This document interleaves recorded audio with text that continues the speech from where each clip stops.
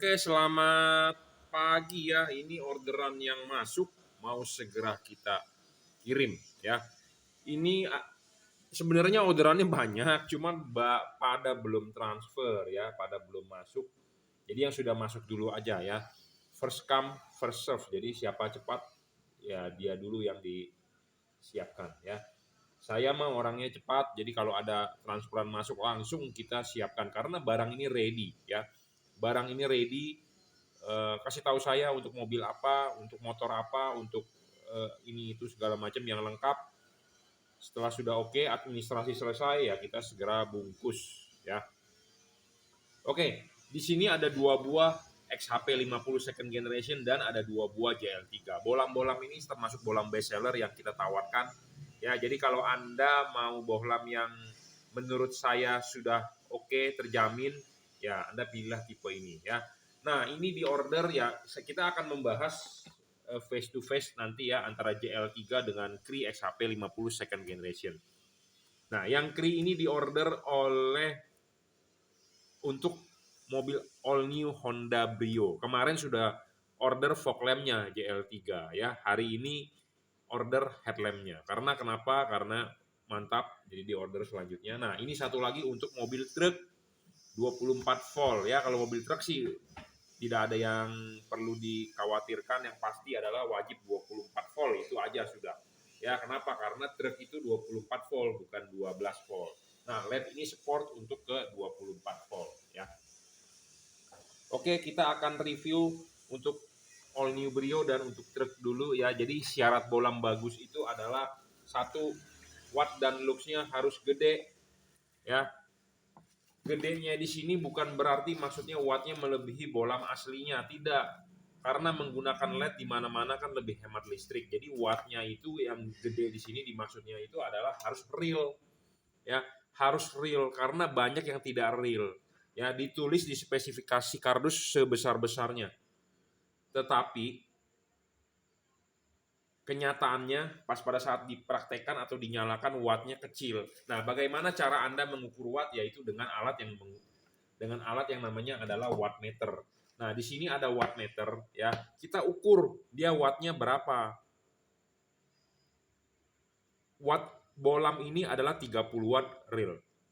Bohlam ini tidak ngedrop ya sebagai syarat bohlam bagus. Nah, 30 watt ini kita harus tahu input powernya adalah 30 watt ya. Input powernya adalah 30 watt. Outputnya berapa? Jadi sama seperti Anda beli mobil.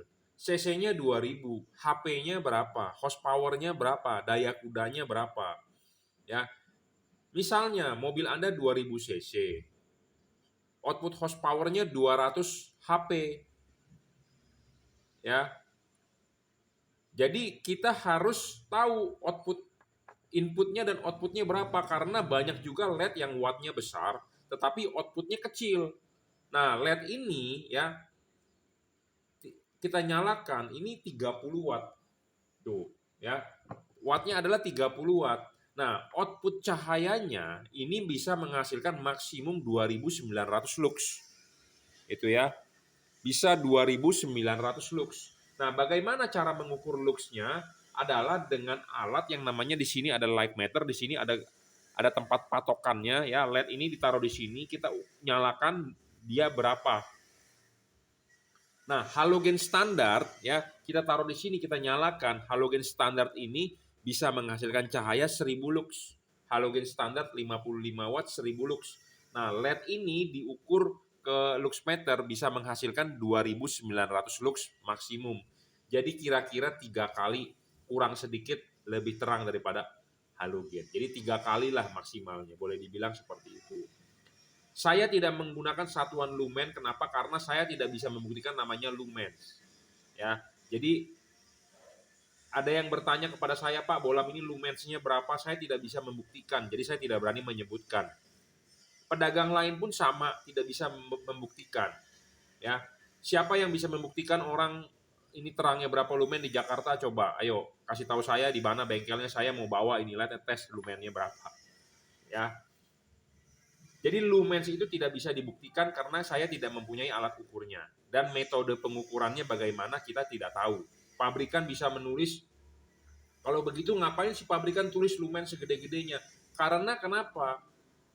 Supaya menarik Anda untuk beli gitu loh. Jadi makanya ditulis sebesar-besarnya. Tetapi pada saat prakteknya lumennya nggak sampai. Nah itu maksud dari watt dan luxnya harus besar. Tidak boleh ditulis sebesar-besarnya tapi prakteknya adalah kecil. Nah bolam ini kita berbicara real saja. Kita berpatokan pada halogen ya karena kita mau ngomong dia kaya. Dia kaya tapi kita bandingkannya dengan siapa? Nah, sama LED ini terang, tapi kita bandingkannya dengan siapa? Jadi harus ada perbandingan ya, baru bisa menyatakan dia lebih atau dia kurang. Ya, udah kayak pelajaran bahasa Indonesia anak SD nih. Saya dengerin anak saya dengerin Jung gurunya menjelaskan bahasa Indonesia seperti itu ya. Jadi sama. Ya, jadi jangan mau Anda dibodohi ya. Jangan mau Anda dibodohi kenapa? Karena menyatakan terangnya ini bolam harus ada patokannya terhadap apa? Nah, bolam ini 2900 lux, halogen 1000. Hampir 3 kali lebih terang ya. Nah, syarat bagus bolam kedua adalah harus stabil. Bolam ini tidak boleh ngedrop ya. Udah 30 watt ya 30 watt. Jangan 30 watt di awalnya tetapi 5 menit kemudian dia turun menjadi 20 watt. Kenapa bisa turun? Ya, Anda kalau punya wattmeter Anda coba di rumah LED Anda. Turun nggak wattnya setelah nyala 5 menit 10 menit? Kalau turun artinya LED Anda ngedrop. Nah, LED yang ngedrop itu tidak bagus. Karena kenapa ngedrop nggak bagus? Ya nggak bagus dong. Masa jadi kalau Anda lihat atlet misalnya staminanya pemain sepak bola deh yang gampang ya. Main cuman 10 menit, wow dia larinya kenceng. Udah 10 menit mau ngejar bola letoy. Ya tentu nggak bisa menang dong dalam permainan sepak bola. Nah sama seperti ini. Masa baru nyala 10 menit udah wattnya ngedrop, udah letoy. Masa Anda mau beli LED yang seperti begitu? Gitu ya. Kenapa sih dia bisa letoy sebentar doang? Karena ya drivernya nggak stabil. Driver itu apa sih? Balasnya nggak stabil. Elektroniknya di dalam tidak stabil. Kenapa bisa tidak stabil? Satu, kepanasan. Ya, satu kepanasan. Memang kedua, tidak stabilnya karena komponennya buruk, komponennya jelek. Kalau Anda pemain audio, Anda tahulah ya, kapasitor yang bagus, induktor yang bagus, kawat-kawat yang bagus, atau Anda pemain apalah segala macam, pasti ada komponen-komponen yang bagus, ada komponen-komponen yang abal-abal. Ya, jadi LED ini stabil, tidak ngedrop. Nah, bagaimana cara menguji kestabilan LED ini? Gampang, Anda stress test dia. Anda tutup kipas anginnya, jalankan, taruh di meja seperti begini, tekenin.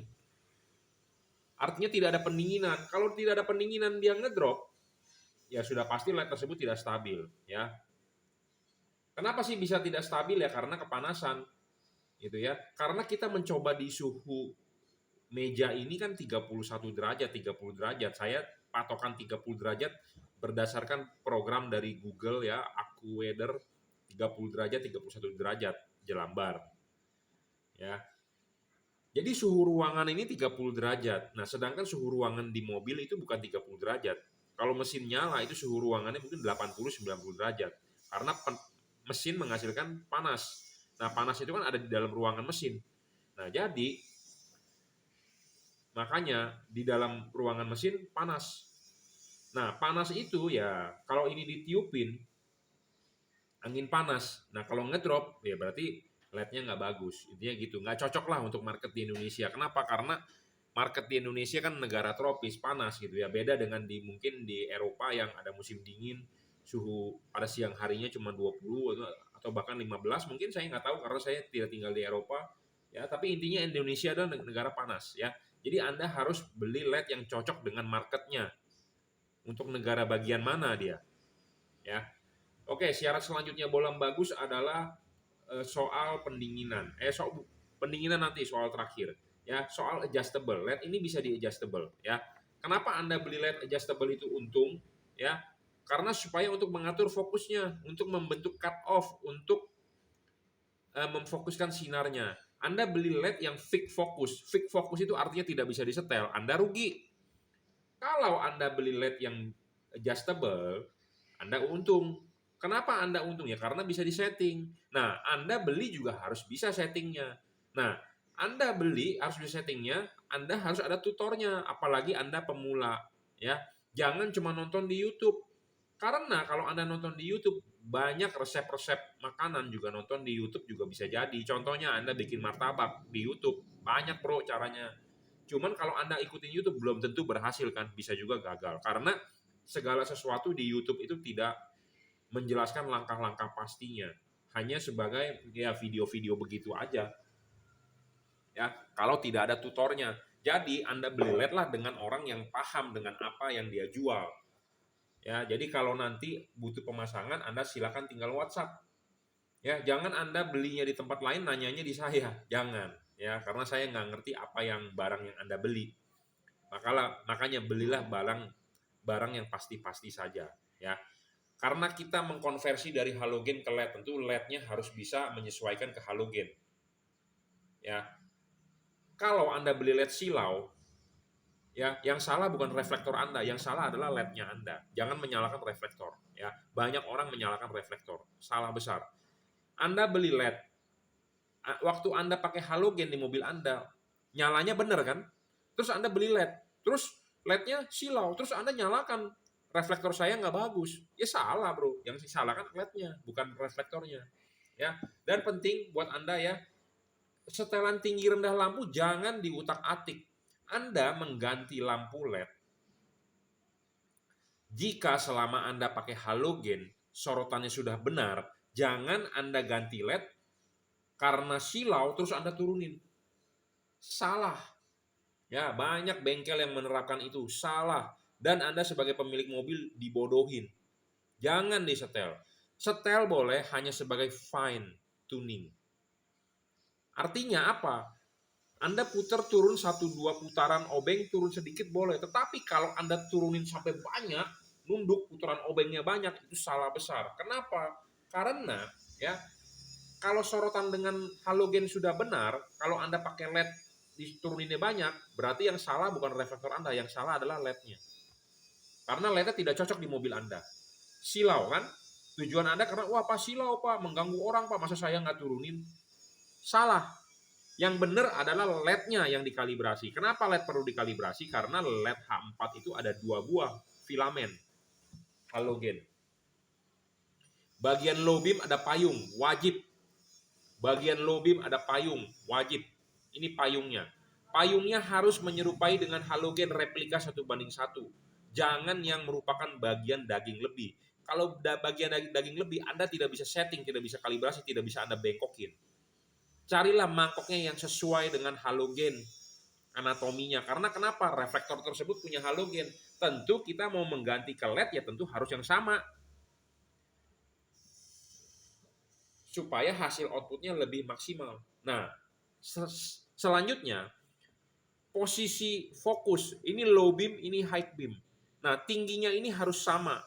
Jadi jangan sampai chip low beam ditaruh di fokus high beam, jadi terlalu pendek. Nah, itu yang bisa menyebabkan sinar itu ke atas, tidak menapak di jalan.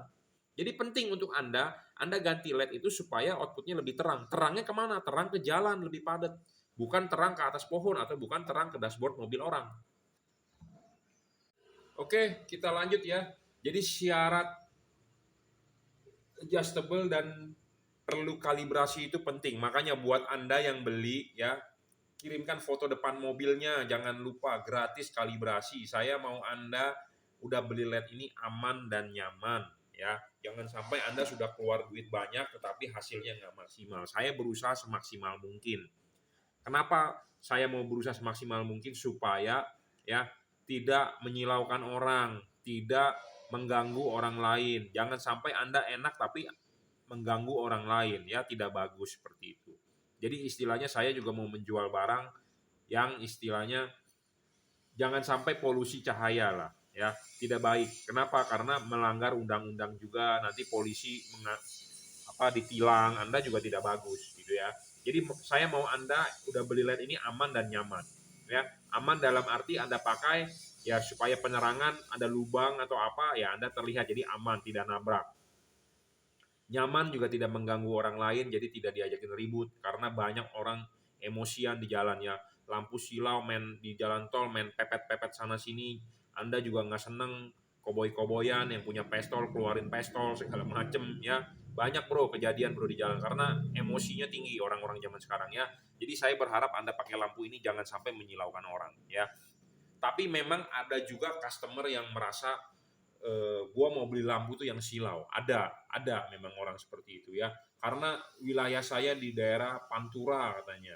Atau saya lewatnya jalur mana, jalur di Sumatera mungkin yang lawannya truk, yang lawannya bus tingkat-tingkat. Gua sorotin aja lampu seterang-terangnya karena bus itu kurang ajar. Ada juga yang begitu. Tapi saya sih berharap janganlah ya, kita jangan sampai mengganggu orang lain lah ya. Kita enak, jangan mengganggu orang lain. Jadi sama-sama istilahnya saling inilah ya, jangan egois juga. Oke ya, kita lanjut. Syarat keempat bolam bagus adalah ini bolam bisa diservis dalam arti chipnya. Chipnya jika rusak bisa diservis. Syarat kelima bolam bagus adalah soal bayangan gelap. Bayangan gelap LED ini kecil bro, tidak besar. Ya, kecil, tidak besar, dan tidak gelap. Karena kalau gelap sekali nih, kalau ini contoh gelap nih, ini kan tidak gelap tuh, nih di sininya nih, ya ini tidak gelap nih, ya ini kan terang nih tuh, ini ke sini terang banget, ini ke sini terang banget nih. Nah gelapnya itu sedikit tuh nih, saya gerakin bolamnya. Nah ini di tengah ini ada gelap nih dikit nih. Nah gelapnya tidak banyak nih. Tetapi kalau LED yang gelapnya banget, nah contohnya kalau gini kita tutup nih, nah, gelapnya banyak. Nah ini tidak gelap. Ya, jadi remang-remang. LED yang dengan remang-remang itu makin bagus. Ya, makin bagus. Ya, itu low beam-nya tadi. Nah, ini high beam-nya kita coba ya. Jadi LED ini 5500 Kelvin ya. Warnanya putih masih ke kuning. Nah, ini low beam ya. Ini low beam, nah ini high beam. Ya. Bayangan gelap low beam dengan high beam sama ya. Kecil. Dan dia remang-remang, makin remang-remang makin bagus, makin tidak gelap makin bagus. Ya, jadi bayangan gelapnya kecil. Nah, syarat selanjutnya bolam bagus adalah bolam ini tidak storing, bro. Ya, penting nggak storing. Kenapa? Karena banyak LED di pasaran storing. Philip aja storing loh. Saya ngomong apa adanya to the point. Kalau Anda nggak percaya ya Anda coba. Coba aja praktek ya. Nanti soalnya saya dibully, takutnya dibulinya dalam arti mentang-mentang lu nggak jual. Saya jual. Justru kan saya orangnya hobi. Saya mau jual apa yang menurut saya bagus. Kalau menurut saya nggak bagus, saya nggak mau jual. Karena saya tidak ada larangan. Karena ya hobi. Kalau hobi bagus, saya bilang bagus. Jelek, saya bilang jelek gitu ya. Oke. Nah, syarat pendinginan sebagai syarat terakhir bolam bagus. Bolam bagus itu harus mempunyai pendinginan ya. Ini LED cocok untuk market di Indonesia. Karena kenapa? Mobil Jepang di Indonesia itu tutupnya menggunakan karet. Ya, tutupnya menggunakan karet. Ya, jadi karet ini ada di tengah antara bolam, bukan menggunakan tutup seperti ini. Ya, bukan menggunakan tutup seperti ini. Ya, kalau ini LED kalau headlamp yang menggunakan tutup seperti ini, artinya kan dia begini. Di belakang ini tutupnya. Indonesia, ya, di Indonesia mobil Jepang kebanyakan pakai karet. Jadi kalau Anda mau masang, ini lepas dulu. Ini udah dilepas, ya. Ini kelipin, sudah dikelipin baru karet masuk. Jadi karet di tengah.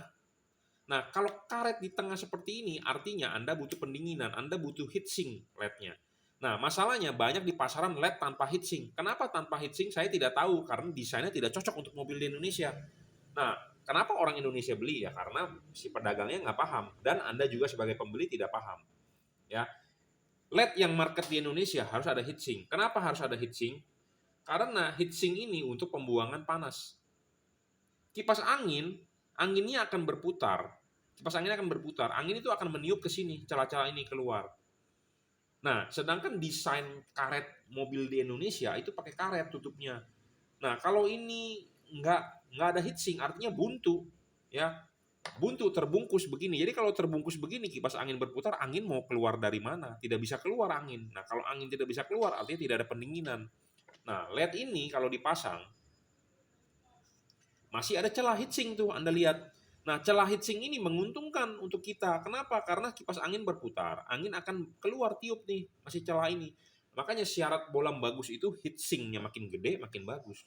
Karena desain tutup lampu mobil H4 di Indonesia pakai karet. Ya, karet ini original, tidak boleh dipotong, tidak boleh digunting, tidak boleh dijebol. Ya, jadi Anda tidak perlu menjebol seperti ini. Ya, tidak perlu menjebol seperti ini. Ya, tidak perlu Anda beli-beli karet seperti ini juga tidak perlu. Ya, tidak perlu Anda beli-beli karet seperti ini. Pakailah karet original, ya, lebih bagus, ya. Dan kebanyakan mobil Jepang di Indonesia bukan sistem tutup, ya. Kalau sistem tutup dia di belakang seperti ini. Nah, itu bolehlah Anda beli LED yang tanpa heatsink. Tapi kebanyakan LED di Indonesia adalah mobil di Indonesia di Jepang adalah menggunakan karet, ya. Penting Anda harus pakai heatsink, ya. Heatsink makin tinggi makin bagus, makin bagus, ya. LED ini double Cooper PCB, ya. Pendinginannya ada heatsink dan ada kipas. Ini sudah dirajut oleh nilon driverless tahan tarik, ya. Jadi lebih ringkas untuk pemasangan, tinggal PNP colok soket. Anda tidak perlu menggunakan kabel-kabel relay tambahan, ya, meribetkan Anda. Pakailah soket colokan asli bawaan mobil. Ya, ini speknya adalah 30 watt 5500 Kelvin, ya, warnanya putih ke kuning. Nah, putih ke kuning itu kita demokan warnanya seperti ini. Ya, ini warnanya 5500 Kelvin. Nah, ini diorder untuk mobil truk, ya. Mobil truk 24 volt, mereknya adalah Juragan Lampu. Ini bisa, Bro, untuk truk, ya. 24 volt. Karena mobil truk itu kan ada yang 12, ada yang 24. Pokoknya kalau Anda untuk mobil truk, saya rekomendasi tipe inilah. Karena truk itu termasuk mobil kerja berat, ya. LED Cree XHP 50 second generation ini LED yang bisa dipakai kerja berat. Ya, bisa dipakai kerja berat, bisa dipakai untuk jangka waktu yang lama, lifetime-nya panjang, heavy duty lah. Ya, 5500 Kelvin masih tembus hujan, ya, dari testimoni karena warnanya masih ada ke kuning. Ya, mereknya adalah Juragan Lampu. Di sini Anda bisa lihat, ya, 5500 Kelvin. Ini diorder untuk truk, ini untuk New Brio. Satu warna. Nanti kita akan bandingkan apa bedanya dengan JL3, ya. Ini adalah tipenya Cree XHP 50 second generation DCP, double Cooper PCB. Sama-sama double Cooper PCB, tetapi ini 3 warna, bisa 3000, 4300 Kelvin, bisa 6000. Kalau ini cuma satu, warnanya adalah warna putih agak ke kuning sedikit, yaitu 5500 Kelvin. Ya, masing-masing mempunyai kelemahan, masing-masing punya kelebihan, ya. Nanti kita akan bahas yang tentang JL3. Nah, ini untuk Cree dulu, untuk Honda All New Brio dan truk 24 volt, ya. Oke, cukup reviewnya, ya. Semoga Anda tercerahkan.